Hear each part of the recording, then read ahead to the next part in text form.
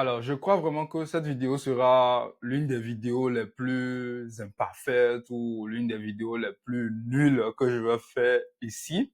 Et je n'ai pas pour objectif vraiment dans cette vidéo d'apporter énormément de valeur. Je fais vraiment la vidéo pour moi-même d'abord. Et probablement ça pourra vous aider aussi de votre côté si jamais ce que je partage dedans, ça vous plaît. Mais de quoi est-ce qu'il s'agit concrètement?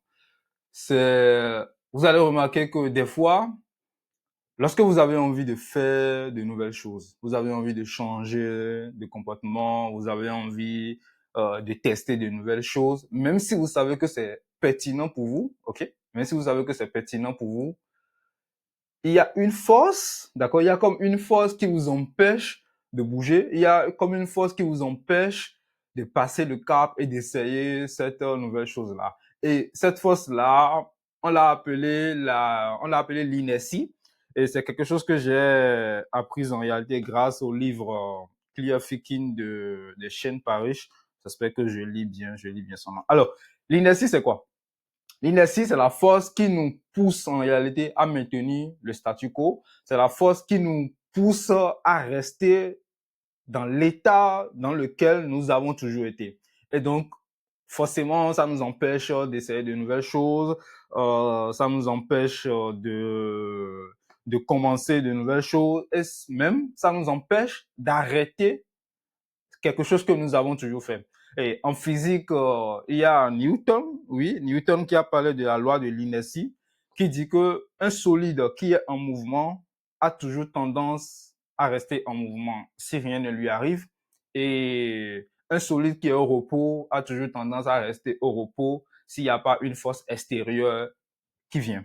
Alors, donc, le principe va s'appliquer aussi au niveau des hommes, c'est-à-dire que voilà, tu sais pertinemment que tu dois faire quelque chose, mais tu ne le fais pas, tu ne comprends pas pourquoi. Quand tu veux essayer, il y a l'inertie qui te retient en bas parce que la loi, elle est comme ça. Il faut que tu fasses ce que tu as toujours l'habitude de faire. Et c'est vraiment la raison pour laquelle moi je fais la vidéo parce que pendant longtemps, lorsque je veux faire une vidéo, il faut que je fasse 3, 4, 5, 10 prises de la même vidéo avant de pouvoir l'enregistrer. Et donc, j'ai constaté que finalement, ça me met dans un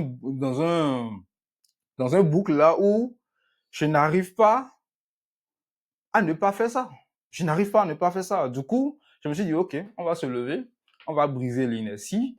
Et tout juste, je prends ma caméra, je commence par m'enregistrer, je n'ai pas de script, je n'ai rien. Alors, même si la vidéo est imparfaite, je vais la poster. Si elle est bonne, bah, tant mieux. Mais ce sera quand même en une seule prise.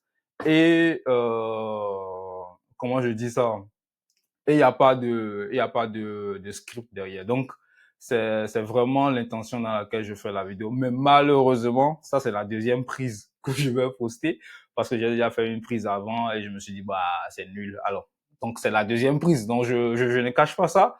Mais pour les prochaines fois, j'espère quand même que je vais faire ça seulement en une seule prise. Et c'est l'objectif. Je vais faire ça sur toute la semaine pour essayer de briser cette inertie-là et de commencer par faire les choses différemment ou autrement. Alors, j'espère que vous avez compris le principe. J'espère que de votre côté, ça pourra probablement vous aider. Mais je n'ai pas l'intention de faire quelque chose de ouf, quoi. Mais j'espère que ça pourra quand même vous aider. Allez, je vous souhaite une très belle semaine.